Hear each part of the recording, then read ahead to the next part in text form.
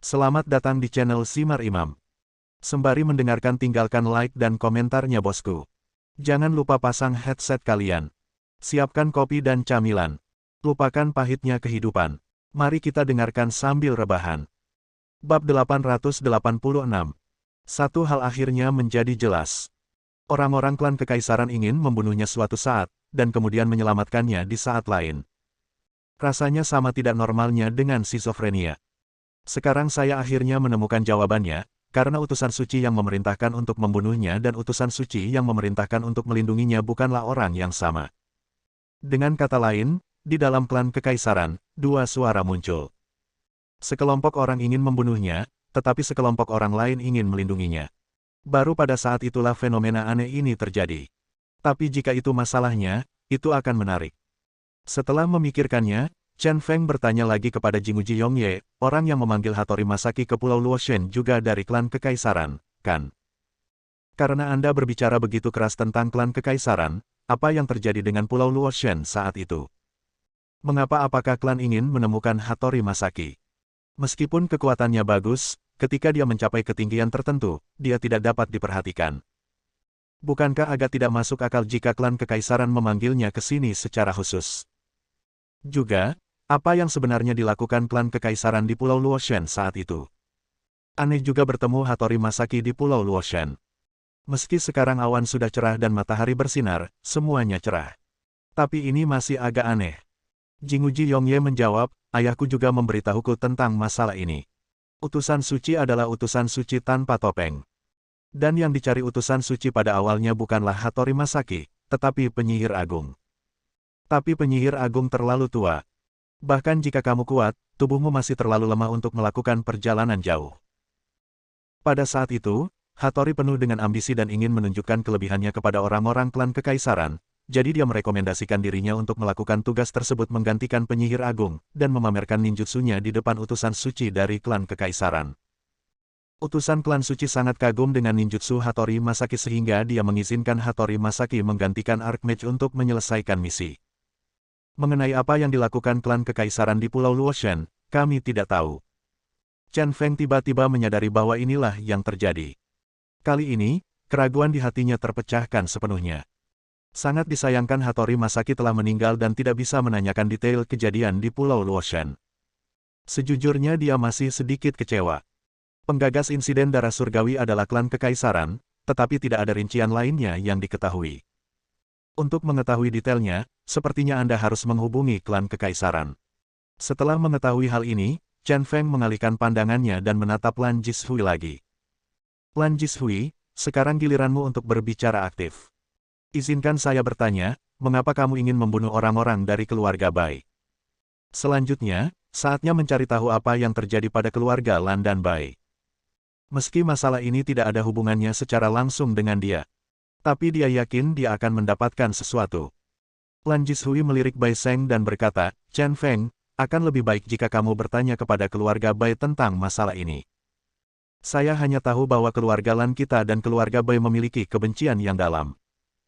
Ketika mereka melarikan diri dari kerajaan naga, keluarga Bai lah yang memburu kami membunuh banyak orang di keluarga Lan kami. Kali ini, bukannya mempermalukan Lan Jishui, Chen Feng menoleh dan menatap Bai Seng. Karena hal ini, jawaban Bai Seng memang lebih baik.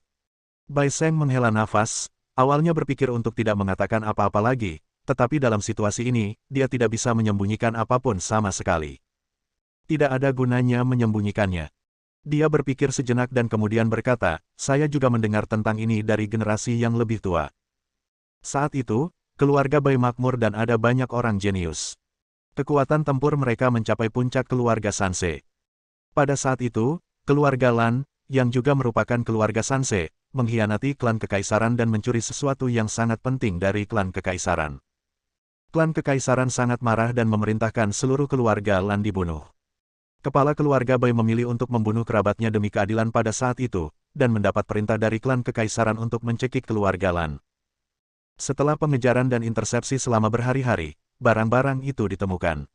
Lebih dari 100 anggota keluarga Lan semuanya terbunuh, dan hanya 2 orang yang melarikan diri. Kepala keluarga Bai takut pelarian kedua orang itu akan bocor, jadi dia membunuh dua orang yang tidak ada hubungannya, berpura-pura menjadi mayat keluarga Lan, dan lolos begitu saja. Ini adalah awal dan akhir dari dendam. Keluarga Bai membunuh lebih dari 100 anggota keluarga Lan. Tanpa diduga, beberapa generasi kemudian, keluarga Lan yang melarikan diri ke kota Jiushui masih belum melupakan kebencian ini. Kapan ketidakadilan akan terbayar? Dia tidak berani menghakimi apa yang dilakukan nenek moyang keluarga Bai saat itu. Tapi sekarang, masalahnya akhirnya terakumulasi. Lan Jishui juga kehilangan kesabaran dan mendengus dingin, kamu masih berani mengatakan, bagaimana kamu bisa melupakan kebencian yang begitu dalam. Tapi sekarang tampaknya keluarga Bai, yang berada di puncak kemakmurannya, juga telah jatuh ke dalam situasi yang menyedihkan. Tuhan punya mata, dan kamu juga akan menerima balasannya. Bai Seng tidak membantah apapun, tapi ekspresinya menjadi lebih serius. Ya, keluarga Bai telah menurun. Namun siapa sangka 30 tahun lalu, keluarga Bai masih merupakan keluarga sejahtera dengan anggota lebih dari 100.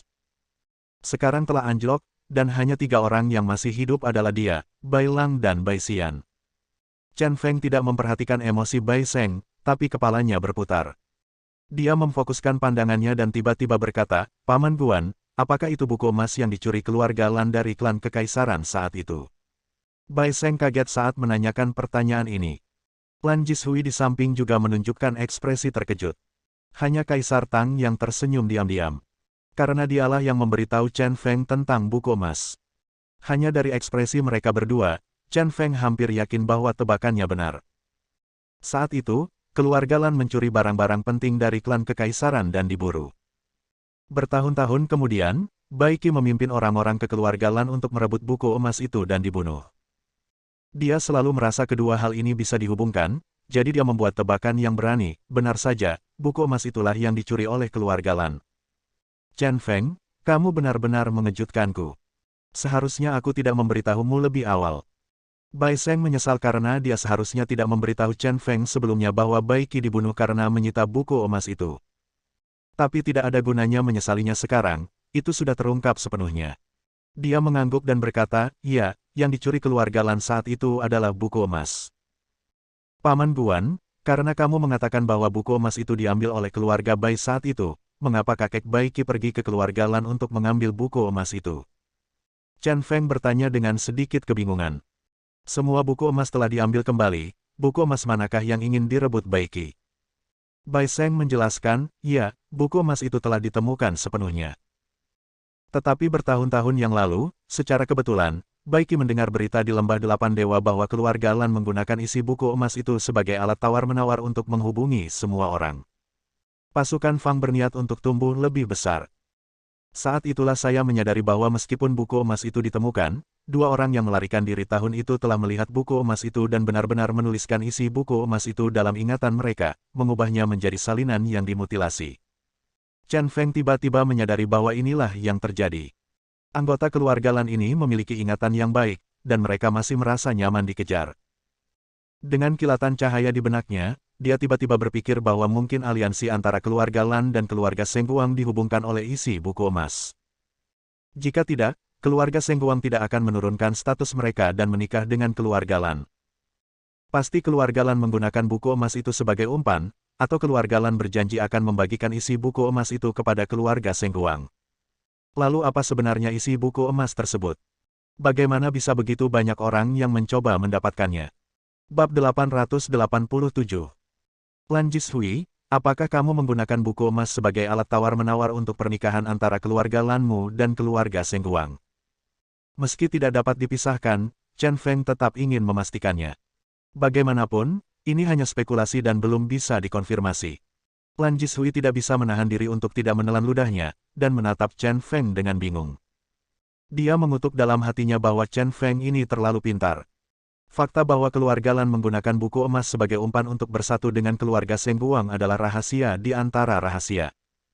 Orang ini sebenarnya bisa menebaknya secara lengkap berdasarkan beberapa informasi yang tersebar, sungguh menakutkan. Dengan terkejut, dia akhirnya berkata, kamu benar. Status keluarga Seng Guang benar-benar lebih tinggi daripada keluarga Lan. Tidak peduli bagaimana kamu memandang pernikahannya, keluarga Lan lah yang lebih unggul. Anda harus tahu bahwa Nona Inas adalah anggota langsung dari keluarga Cahaya Suci, dan statusnya sangat mulia. Jika keluarga Lan tidak berjanji untuk memproduksi buku emas itu, keluarga Sengguang tidak akan menurunkan status mereka. Keluarga kosmopolitan sangat memperhatikan status. Rantai penghinaan juga terbentuk di antara mereka. Dan yang paling mereka perhatikan adalah kecocokan mereka. Tanpa kepentingan yang berlebihan, tidak ada keluarga yang akan melanggar aturan rukun ini. Chen Feng merasakan hal yang sama tentang ini. Belum lagi keluarga besar yang saya temui saat saya berkeliling dunia, bahkan berbagai keluarga di kerajaan naga sangat memperhatikan status mereka. Keluarga kelas 1 di Yanjing membenci keluarga kelas 2 di Yanjing. Keluarga kelas 2 di Yanjing memandang rendah keluarga besar lokal di provinsi. Hanya memutar matanya dan melihat ke bawah, pada akhirnya, rantai penghinaan terbentuk. Baiklah, mari kita ajukan pertanyaan substantif, apa sebenarnya buku emas itu? Crazy Chen menjadi penasaran bahwa sesuatu milik klan kekaisaran bisa diam-diam diperebutkan oleh begitu banyak orang. Tentu saja, yang ada hubungannya dengan masalah ini adalah keluarga Lan dan keluarga Bai. Meskipun Chen Feng tidak mengatakan siapa yang ingin dia jawab, jelas dia bertanya pada Bai Seng dan Lan Jishui. Bai Seng tampak serius, dan untuk sesaat, dia merasa seolah ada batu besar menekan punggungnya. Tentu saja ada banyak tekanan untuk menjawab pertanyaan ini. Lan Jishui, sebaliknya, berkata dengan sangat polos, Chen Feng, saya hanya tahu bahwa buku emas itu sangat penting. Tapi apa sebenarnya itu, dalam keluarga, hanya ayah saya Lan Changgu yang tahu, bukan berarti aku tidak memberitahumu. Chen Feng menyipitkan matanya dan melihat tatapan hati-hati Lan Jishui, dan tahu bahwa orang ini tidak berbohong. Sekarang, tergantung apakah Bai Seng bersedia berbicara. Jelas sekali, Bai Seng tahu tentang buku emas itu. Chen Feng juga sedikit malu, jika Bai Seng tidak mengatakan apapun, dia tidak akan menggunakan kekerasan. Ancaman-ancaman tersebut pada awalnya terkesan diperlakukan sama, namun nyatanya terdapat perbedaan. Tepat ketika dia dalam masalah, Bai Seng tiba-tiba berdiri tegak. Sepertinya dia telah melemparkan batu besar di punggungnya ke tanah. Dia berkata, buku emas adalah silsilah klan kekaisaran. Silsilah keluarga kekaisaran. Mata Chen Feng berkilat, dan dia sangat terkejut. Yang lain juga kaget, mereka tidak menyangka kalau kitab emas itu adalah silsilah. Setelah terkejut, Chen Feng memikirkannya dengan hati-hati, tapi itu masuk akal. Silsilah harus mencatat semua anggota klan kekaisaran.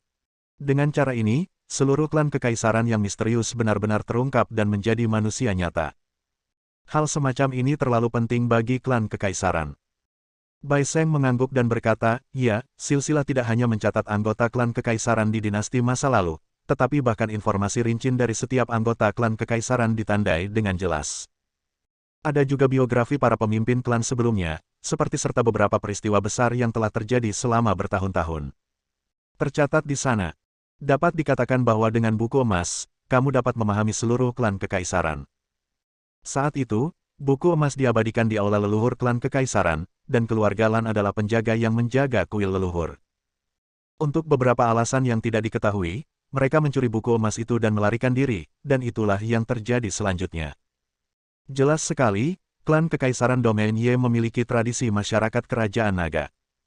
Bangun kuil leluhur dan buat buku emas untuk mewariskan keluarga Anda dengan jelas. Sampai saat ini, banyak klan bangsa naga yang masih berpikiran seperti ini. Chen Feng diam-diam berpikir bahwa sudah lama sekali keluarga Lan mencuri buku emas itu. Orang-orang dari generasi klan kekaisaran saat ini tidak dilahirkan sama sekali. Oleh karena itu, buku emas pada saat itu pasti tidak memuat informasi tentang orang-orang dari klan kekaisaran saat ini. Sayang sekali saya masih ingin melihat informasi buku emas yang disalin oleh keluarga Lan selama perjalanan ke kota Jiushui ini. Tanpa informasi tentang generasi orang kekaisaran ini, kesenangan akan berkurang. Namun meski begitu, buku emas tersebut tetap layak untuk diperjuangkan. Karena kita bisa melihat dengan jelas penampakan sebenarnya dari klan kekaisaran misterius dari buku emas. Panen hari ini benar-benar silih berganti, panen besar-besaran. Chen Feng tiba-tiba memalingkan muka dan berkata kepada Bai Seng, Paman Guan, saya memiliki hampir semua pertanyaan yang ingin saya tanyakan, tetapi saya masih memiliki pertanyaan di benak saya yang hanya dapat saya jawab oleh Anda. Saya harap Paman Guan dapat memberitahu saya. Kamu bertanya dulu. Bai Seng mengangkat matanya. Chen Feng kemudian bertanya, ketika keluarga Lan dikepung dan ditindas, keluarga Bai berada pada puncaknya. Meskipun beberapa generasi telah berlalu, keluarga Bai tidak akan menjadi seperti ini sekarang. Apa yang dialami keluarga Bai? Mengapa tiba-tiba mengalami kemunduran? Kemunduran keluarga Bai sepertinya juga terjadi di zaman modern. Bagaimana mungkin sebuah keluarga besar yang diakui oleh klan kekaisaran tiba-tiba menjadi begitu menyedihkan? Tahukah Anda, baik keluarga Tang maupun keluarga Jinguji masih tetap berdiri meski banyak hal telah terjadi. Keluarga Zheng adalah keluarga teratas di Yanjing, dan keluarga Sengongji mengendalikan Shenzong dan melindungi harta emas. Secara logika, keluarga Bai tidak jauh berbeda dengan mereka. Tapi sekarang, hanya ada 3 orang yang masih hidup, yang sepertinya terlalu menyedihkan. Sebuah insiden yang tidak diketahui pasti telah terjadi. Setelah mendengar pertanyaan Chen Feng, ekspresi Bai Sheng menjadi sangat serius. Dia ragu-ragu untuk waktu yang lama sebelum berbicara, keluarga Bai telah mengalami bencana, atau bencana yang menghancurkan. Mengenai bencana apa itu, saya tidak bisa menjelaskannya. Setelah sedikit ragu, Chen Feng tidak menanyakan pertanyaan lebih lanjut. Sebaliknya, dia mengubah pertanyaannya dan bertanya, kalau begitu izinkan saya mengubah pertanyaannya. Saat itu, kakek Bai Qi, mengapa dia pergi ke keluarga Lan untuk memenangkan buku emas? Bai Sheng tidak ingin membicarakan bencana itu, dan tidak ada yang bisa dia lakukan untuk mengatasinya. Namun tingkah laku Bai Qi saat itu juga membuatnya bingung. Apa gunanya mengambil risiko pergi ke rumah Lan untuk mendapatkan buku emas itu? Bai Qi bukanlah orang yang ingin menggunakan buku emas untuk mendapatkan keuntungan. Bai Sheng meratap, menggelengkan kepalanya dan berkata, aku juga tidak tahu. Aku juga bingung dengan perilaku Bai Qi saat itu, karena salah satu dorongan hatinya membuat keluarga Bai yang sudah kesepian menjadi lebih buruk. Sampai hari ini, saya masih tidak mengerti mengapa dia melakukan ini. Chen Feng tahu bahwa Bai Sheng tidak berbohong. Sepertinya sudah tidak ada jawaban lagi untuk masalah ini. Meskipun saya memperoleh banyak hal hari ini, pada akhirnya saya masih merasa sedikit tidak bahagia. Dia berjalan ke arah Lan Jishui dan menatap Lan Jishui yang sakit dengan mata menyipit, ekspresi keganasan di wajahnya. Lan Jishui, apakah ada yang ingin kamu tambahkan? Chen Feng bertanya, wajahnya muram. Bab 888. Lan Jishui mau tidak mau menelan ludahnya dan menggelengkan kepalanya. Chen Feng saat ini sungguh menakutkan. Dengan wajah muram dan aura pembunuh di sekujur tubuhnya. Dia tersenyum canggung dan berkata, Chen Feng, kamu berjanji padaku bahwa selama aku menjawab pertanyaan dengan jujur, kamu tidak akan membunuhku. Tapi aku sudah mengatakan segalanya, kamu akan melepaskan aku, kan? Biarkan kamu pergi. Chen Feng mencibir. Lan Jishui tiba-tiba merasakan sesuatu yang buruk dan merasakan hawa dingin di hatinya.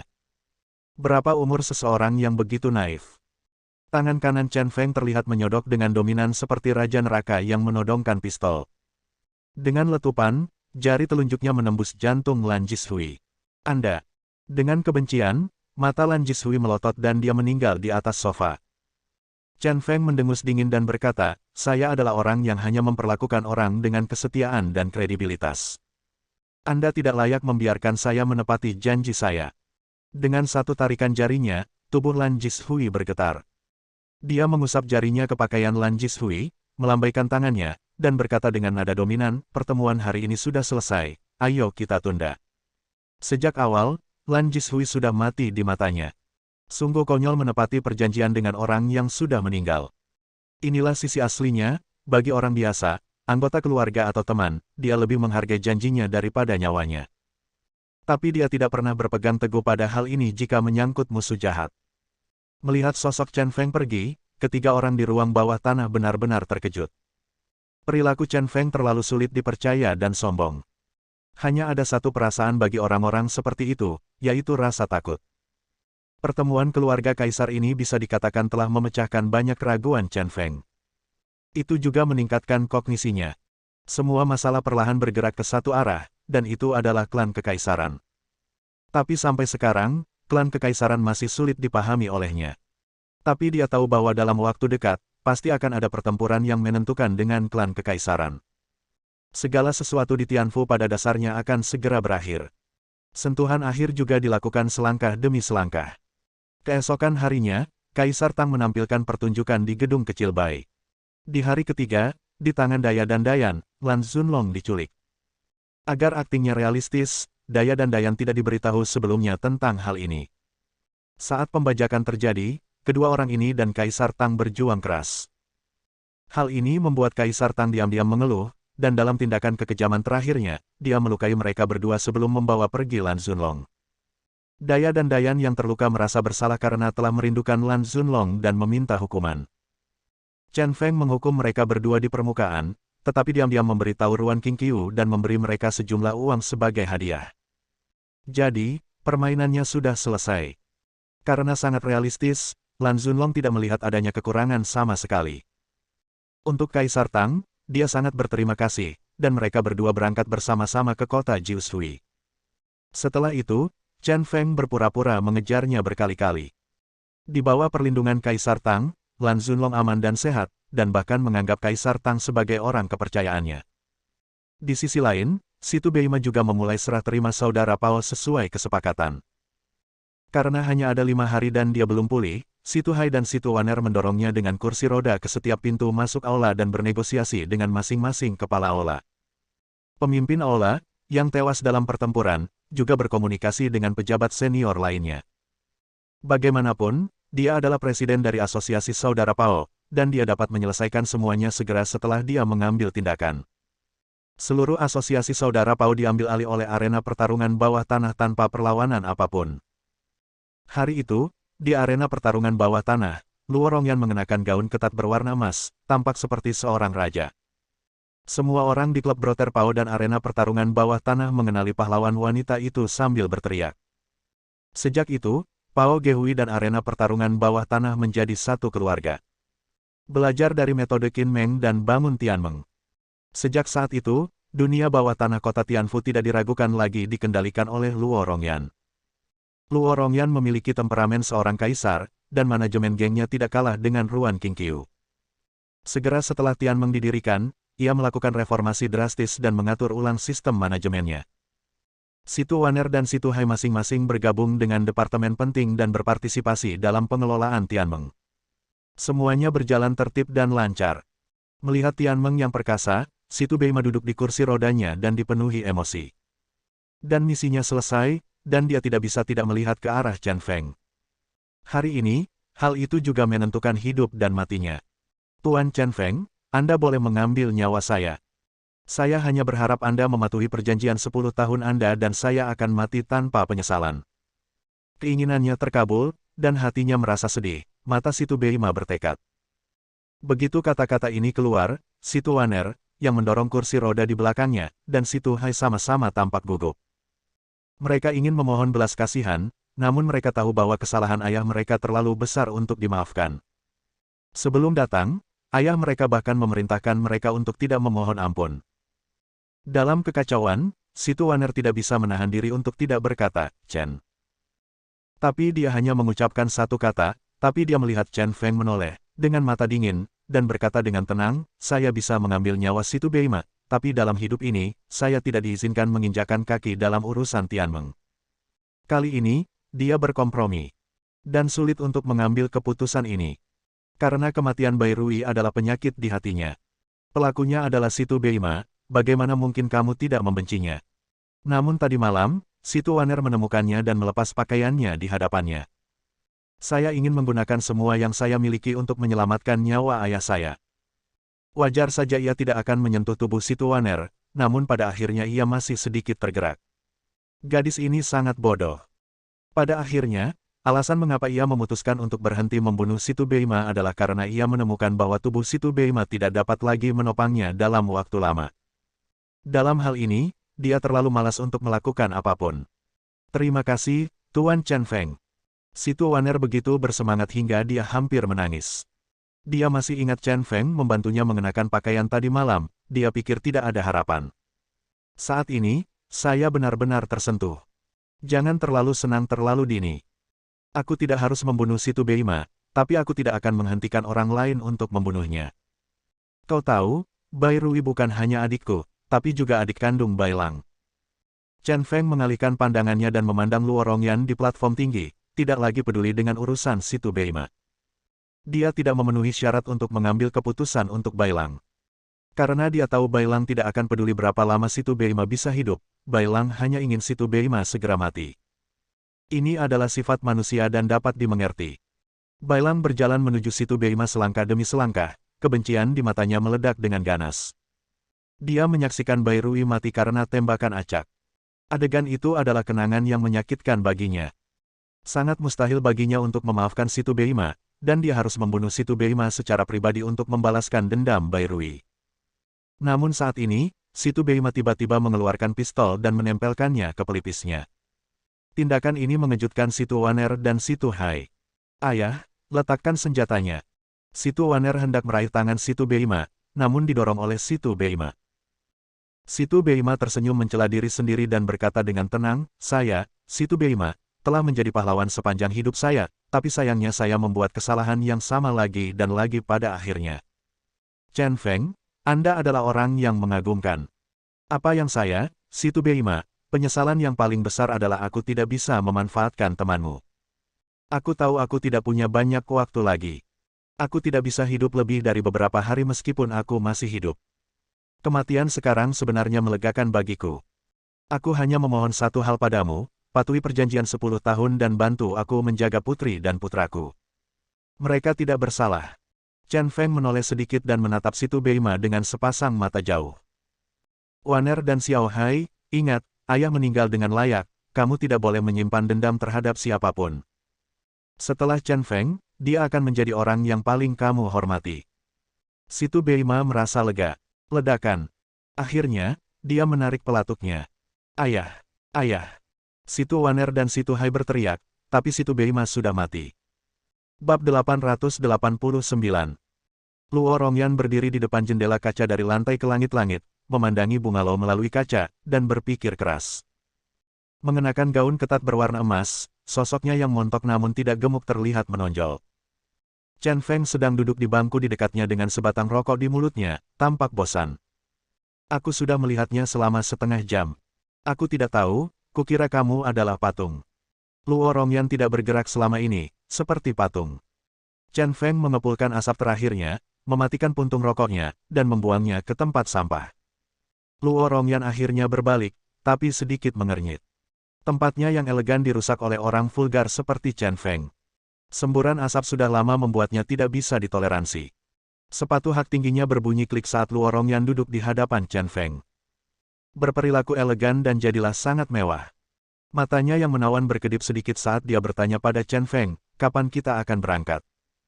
Keberangkatan yang disebutkan tentu saja ke kota Jiushui.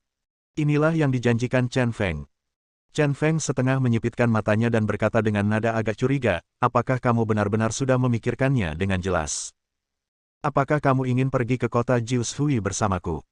Kamu tahu, ini adalah perjalanan yang sangat berbahaya. Dengan level budidaya menengahmu, tapi itu agak tidak sedap dipandang." Semua persiapan telah dilakukan dan dia siap berangkat ke kota Jiushui. "Saya datang untuk membalas dendam dengan menghancurkan keluarga Lan, membalas dendam pada diri saya sendiri dan balas dendam kakek Baiki. Kedua, dia ingin melihat apakah dia bisa mendapatkan salinan buku emas, dia ingin melihat apa yang dimiliki orang-orang klan kekaisaran dengan 3 kepala dan 6 lengan." Meskipun dia telah berjanji untuk membawa Luo Rongyan ke kota Jiushui sebelumnya, dia masih harus berbicara dengan jelas sebelum pergi untuk menyelamatkan wanita ini dari penyesalan. "Jangan khawatir tentang ini, aku tidak akan menyakitimu," Luo Rongyan berkata dengan keras kepala. Chen Feng sangat meremehkannya, yang membuatnya sangat marah. Tapi Chen Feng berkata sambil tersenyum, "Apa masalahnya terlibat atau tidak? Siapa di antara kita yang akan mengikuti yang lain? Jika saatnya tiba, saya akan membantu Anda membunuh Paman Lan Zunlong, yang sepertinya bernama Lan Muyan. Dan jangan lupa apa yang kamu janjikan padaku." Melihat penampilan buruk Chen Feng, Luo Rongyan merasa jijik di hatinya. Laki-laki semuanya sama. Pada akhirnya, bukankah kamu masih menginginkan tubuhnya? Dia memiliki mata yang tajam dan berkata dengan sinis, "Jika Anda benar-benar membantu saya membunuh Lan Muyan, saya tidak akan pernah mengingkari janji saya. Saya akan membersihkan nama saya saat itu, dan saya harap Anda tidak mengecewakan saya. Jangan sentuh saya. Aku tidak akan melayanimu untuk kedua kalinya." Mendengar ini, Chen Feng tertawa terbahak-bahak. Gadis ini menarik. Dia berkata sambil tersenyum jahat, "Lakukan dengan benar sekali, dan saya jamin Anda tidak akan pernah melupakannya." Wanita yang berani mempertanyakan kemampuannya pada akhirnya akan berlutut dan memohon ampun. Dalam hal ini, dia sangat percaya diri. Luo Rongyan mendengus dengan nada menghina dan bertanya, kapan kita akan berangkat? Besok. Chen Feng menjawab bahwa kali ini memang agak ketat. Alasan mengapa saya terburu-buru adalah karena saya harus menunggu selesainya upacara Lan Zunlong Tianzigong. Saya telah memberitahu Kaisar Tang sebelumnya bahwa setelah menyelamatkan Lan Zunlong, dia harus menasihati Lan Zunlong untuk tidak memberitahu siapapun tentang hilangnya keperawanannya.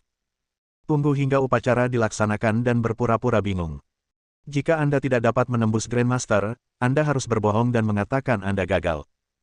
Dengan kepribadian Lan Zunlong, dia mungkin akan menyetujui hal ini. Karena sifat Lan Zunlong yang kekanak-kanakan, seperti anak kecil yang melakukan kesalahan dan khawatir akan dihukum oleh orang tuanya. Ia terus menyembunyikannya dan tidak berani mengakuinya hingga kejadian itu terungkap. Banyak anak melakukan hal yang salah dan mengikuti pola ini. Lan Zunlong tidak jauh berbeda dengan anak-anak. Satu-satunya ketidakpastian saat ini adalah sikap keluarga Seng Guang. Setelah keluarga Lan mengalami kekalahan besar ini, saya tidak tahu apakah mereka akan terus menikah dengan keluarga Lan. Tapi saya rasa jika mereka ingin mendapatkan buku emas, mereka mungkin akan melanjutkan strategi pernikahan. Dengan cara ini, hari penyelesaian Gong Lan Zunlong Tianzi akan menjadi hari yang meriah. Keluarga Seng Guang melakukan perjalanan ribuan mil untuk menyaksikan upacara tersebut, dan ada juga banyak tamu yang diundang oleh keluarga Lan. Di depan adegan seperti itu, video pertarungan antara Lan Zunlong dan wanita X diputar. Adegan itu menyenangkan untuk dipikirkan. Sekarang tinggal 3 hari lagi sebelum Lan Zunlong Tianzi Kung disempurnakan. Pertunjukan bagus ini juga akan dimulai.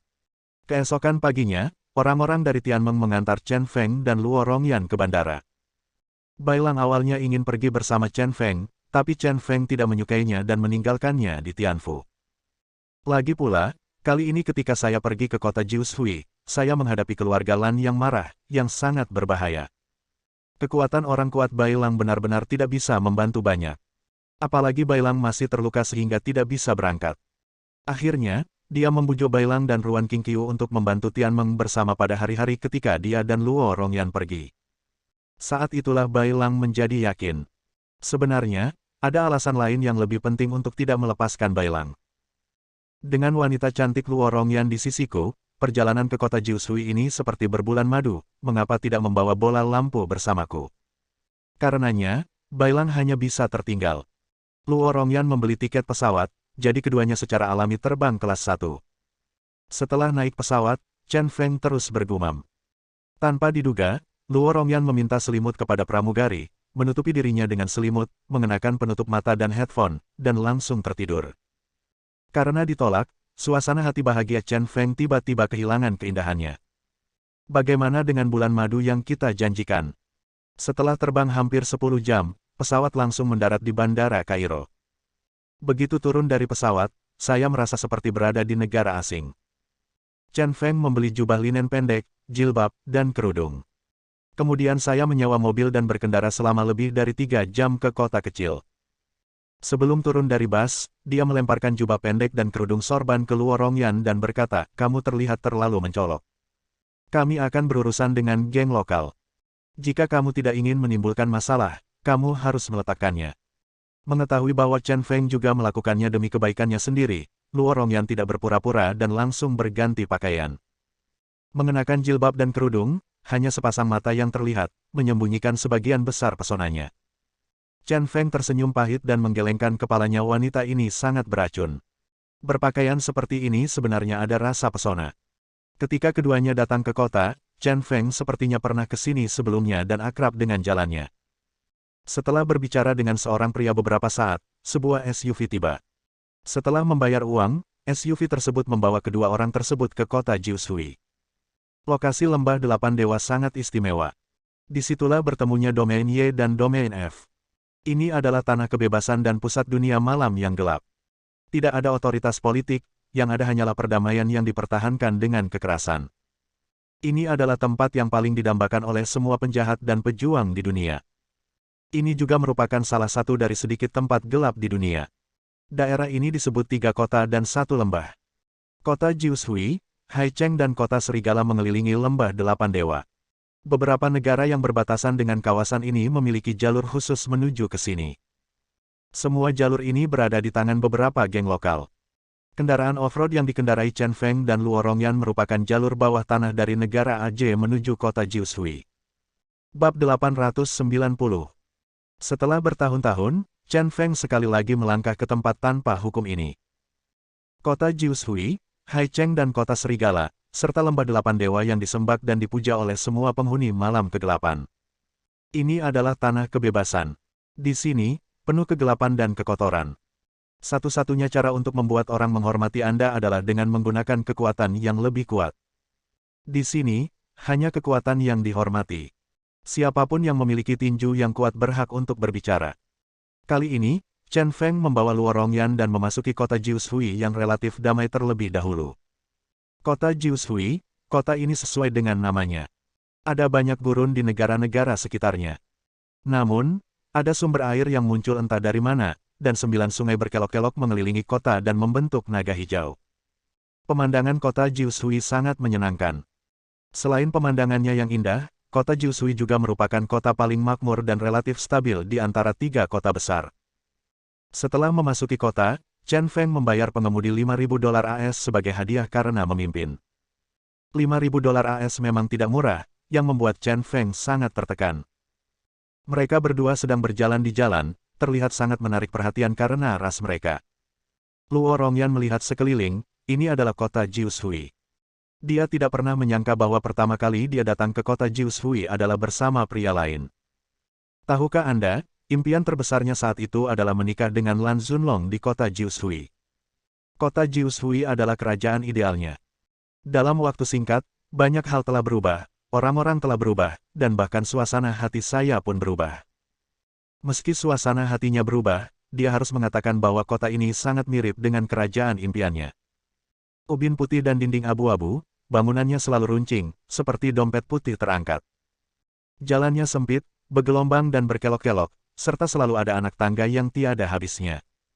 Pada bangunan tempat tinggal di kedua sisinya, mata orang selalu hangat, seolah sedang menyambut tamu. Tak hanya itu, jika kamu pergi ke tempat yang tinggi dan melihat sekeliling, kamu akan sedikit kaget. Di bawah terik matahari yang terik, sabuk hutan hijau membentuk pola-pola indah bersama dengan sungai-sungai yang berkelok-kelok. Dan melihat warna hijau itu, rasa panas di tubuhku berkurang banyak. Ada juga beberapa gedung bertingkat modern yang berdiri di tepi sungai. Seluruh kota tiba-tiba memiliki selera mode. Singkatnya, kota ini sangat toleran. Luo Rongyan merasa udara di sini melepaskan kebebasan sifat manusia. Dia suka di sini. Kota Jiushui memang sangat toleran. Di sini Chen Feng justru menemukan sebuah restoran Cina. Hei, kalian berdua berasal dari domain Ye. Bosnya adalah pria gemuk berminyak, ketika dia melihat Chen Feng masuk, dia tiba-tiba merasa ramah. Bos, kamu tidak perlu berbicara bahasa Inggris, kami juga dari kerajaan naga, 2 mangkuk pangsit isi daging unta dan sekeranjang pangsit kukus. Chen Feng menemukan tempat duduk dekat jendela dan duduk, mengambil kesempatan itu untuk mengeluarkan sebungkus rokok dari sakunya. Setelah menyalakan satu dan mengambil isapan pertama, dia menggantungkan rokok di sudut mulutnya. Luo Rongyan duduk di hadapan Chen Feng, meskipun dia mengenakan jubah, dia tidak bisa menyembunyikan keanggunannya.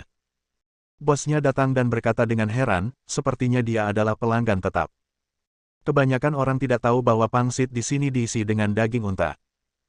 Tanpa melihat menunya, saya memberitahu dia bahwa pangsitnya terbuat dari daging unta.